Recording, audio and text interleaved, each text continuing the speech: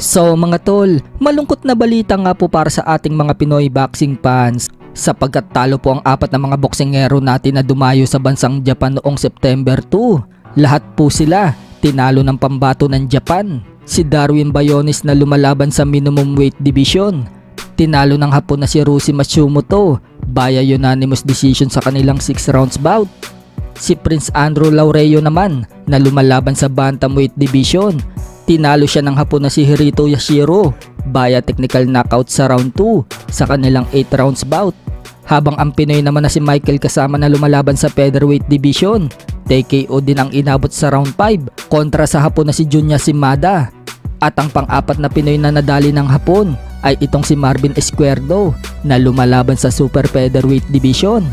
Tinalo naman siya via unanimous decision ng Hapon na si Kenichi Ogawa sa kanilang 10 rounders bout.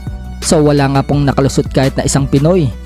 Bawi na lang tayo sa October 12 dahil mapapalaban si Casimero sa Japan.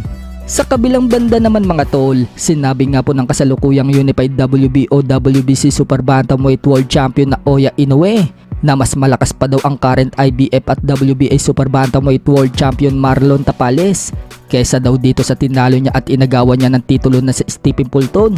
Paliwanag ni Inoue mga tol, may one punch knockout umano si Tapales noong panoorin daw niya ang highlights ng laban nito. Dagdag pa ni Inoue mga tol, hindi daw siya agad aakyat ng timbang sa featherweight division.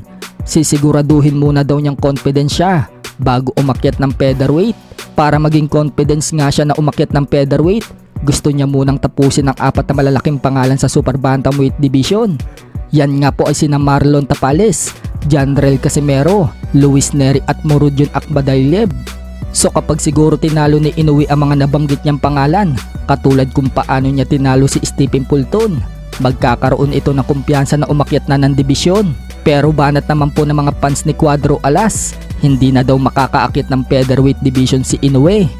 Dahil kapag nagkatapat na umano sila ni Cuadro Alas, tapos na daw ang karera ni Inoue. Speaking of Casimero mga tol, nagpakita nga po siya ng angas habang naglalakad kasi ito kasama ang mga bataan niya.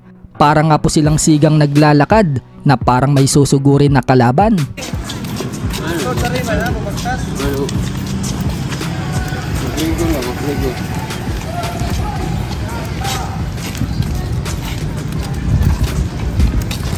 Samantala, bumanat naman si Cuadro Alas kay na Oya Inoue. Shinare ni Casimero ang post niya 2 taon na ang nagdaan, kung saan sinabi niya dyan mga tol, silipin daw natin ang mga koleksyon niya at isusunod na daw niya si Japanese turtle na Oya Inoue. Sign the contract right now, Cuadro Alas lang ang malakas. Pahayag ni Casimero sa caption niya, bilangin daw ni na Oya Inoue kung ilang taon na daw gusto niyang baklasin ng panga nito.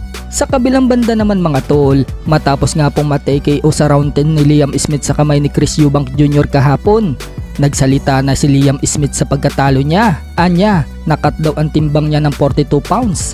Kaya sa tingin daw niya, malaking epekto daw ito sa naging performance niya sa laban.